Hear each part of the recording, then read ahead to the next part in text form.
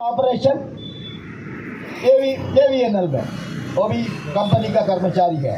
अभी एक आईओएल देहरादून में मिस्टर त्रिपाठी, उन्होंने भी राजीनामा करके कंपनी का कर्मचारी बनाया। अभी तक तो 3 ही है। पूरा ऑर्डिनेंस फैक्ट्री में केवल 3 लोग हैं कंपनी का कर्मचारी। ठीक है, उन लोग का राजीनामा किया, कारण टॉप पोस्ट में गया, सीएमडी का पोस्ट में गया। लेकिन हम सब तो सरकार कर्मचारी है ना। तो हमारा डेथ होने के बाद हमारा बेटा को, बेटी को, हमारा वाइफ को कंपनी में कैसे काम करेगा बाबा? तो सरकार में हमको नौकरी मिलना है ना, हमको ऐसे सरकार कर्मचारी नौकरी देना है ना। कल कंपनी बंद होगा, हम क्या करेगा? हम सरकार में रहेगा, इधर नहीं तो हम दूसरी जगह में काम करेगा ना। तो सर हम लोग ने बोला ये नहीं चलेगा, हम तो रिटायरमेंट तक सरकार में ही रहेगा।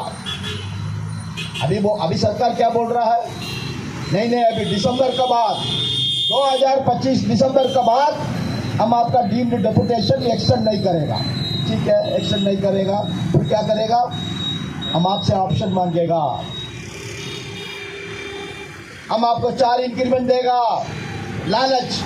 हम आपको 2 इंक्रीमेंट देगा, आप कंपनी में आएगा तो आपको 2 प्रमोशन मिलेगा, लालच। हमको नहीं चाहिए ना। हम आपका 4 इंक्रीमेंट के लिए नौकरी में नहीं आया।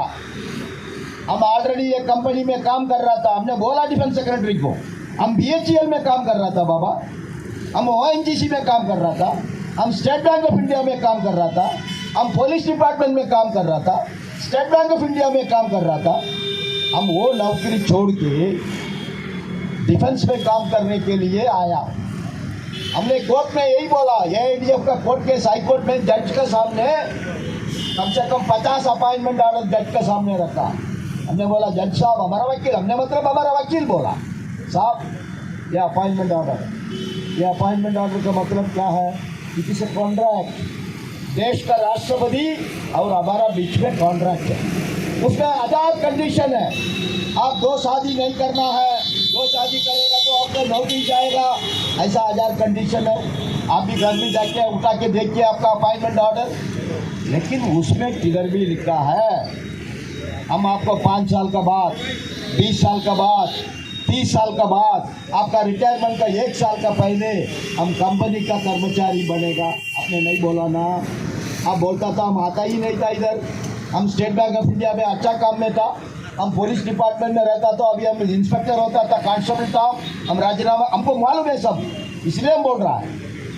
बहुत लोग पुलिस डिपार्टमेंट में काम कर रहा था। हमारा क्लोथिंग फैक्ट्री में 5 लोग हैं, आरडी में पुलिस में था, इधर का अप्रेंटिस था, लेकिन नौकरी पुलिस में मिला, चला गया। बाद में उनको इंटरव्यू आया, वो तो उधर छोड़ के इधर आ गया। मालूम होता था, आता नहीं था, वो उधर ही रहता था, आज इंस्पेक्टर होता था पुलिस स्टेशन में।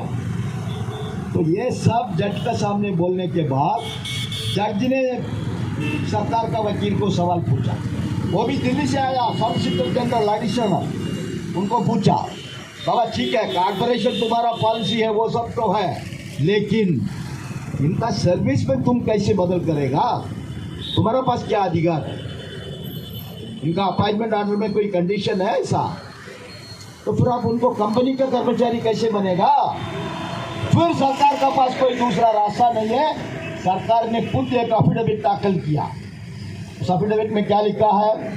हम जबरदस्ती किसी को भी कंपनी का कर्मचारी नहीं बनेगा। उनका इच्छा है तो हम उनसे ऑप्शन पूछेगा, वो कंपनी में आने के लिए तैयार है तो कंपनी में आने दो, वो सरकार में रहने के लिए उनका ऑप्शन इच्छा है तो वो कंपनी में रहने दो। तो आपका प्रोटेक्शन मिला नहीं मिला साथियों? एआईडीएफ की वजह से, एआईडीएफ का कोर्ट केस की वजह से सुप्रीम